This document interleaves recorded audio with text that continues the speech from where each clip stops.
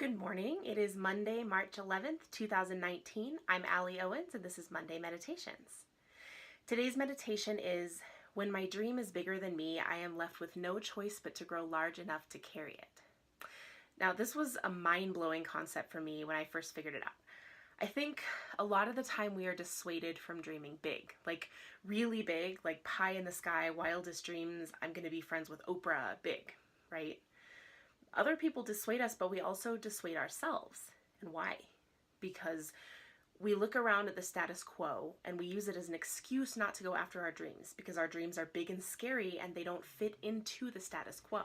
Here's a recent example from my own life. At the beginning of this year, I hit the ground running. I had all these grand ideas for my business and I created my quarterly calendar and set up a marketing plan and done all the things you're supposed to do to help your business grow. But as the second week of January came and then the third, I found myself falling farther and farther behind.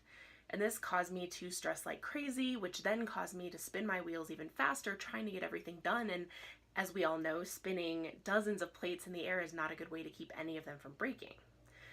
I was so frustrated. As I may have mentioned before, my word for the year 2019 was flow, and none of this was feeling like flow. I was super discouraged and stressed and really not flowing.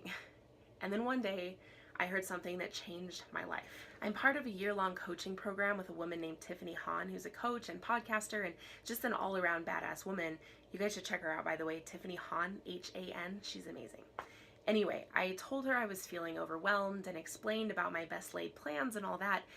And she said, maybe your vision still remains unrealized because your life isn't set up to support that vision.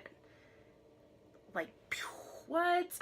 I know it seems really simple, but I hadn't thought about it that way before. And it made me realize that if I want to be a person who exists in a state of flow, I need to be the kind of person who continually creates and sustains flow. Right? If I want to live in a clutter-free environment because that's how I work best and feel the most creative, I need to be the kind of person who picks up her stuff, right? If I want my business to thrive, I need to be the kind of person whose life is set up to support the thriving of my business. Because the status quo obviously wasn't going to cut it. And this concept changed everything. So for the month of February, I decided to stop focusing as much on marketing and strategy and SEO and all that stuff. And instead, I turned my attention towards setting up my life to support the vision I had for my business. And guess what happened? Well, my house got clean, my office got organized, my computer desktop and my emails got sorted, I meditated regularly. Now, these were things that I hadn't been thinking of as priorities. They were on my someday list. They didn't seem urgent, right? But when I did them, the chaos in my brain went from a 10 to maybe a 2 or 3. And once that noise died down, once all that mental clutter was out of the way, I made more headway on my business in literally 3 days than I had in the entire month previously. See, my dreams are big, you guys, and I've had to keep learning over and over and over and over again that as my dreams continue to grow and evolve, I have to do the same thing. I have to grow big enough and set my life up to be supportive enough of these big, huge dreams. So what's the alternative? What if I'd said, oh, well, this is too crazy and my life is too chaotic and I don't like the way this feels, so I'm going to give up and go out and get a 9-to-5 instead.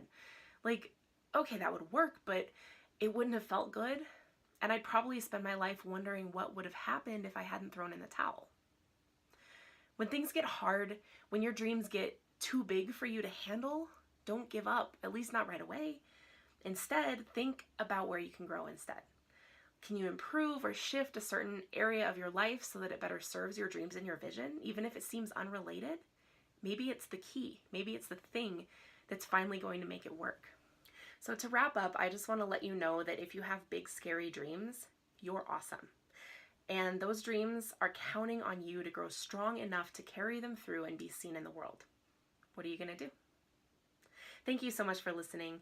This has been Monday Meditations. I'm Allie Owens, and I'll see you next time.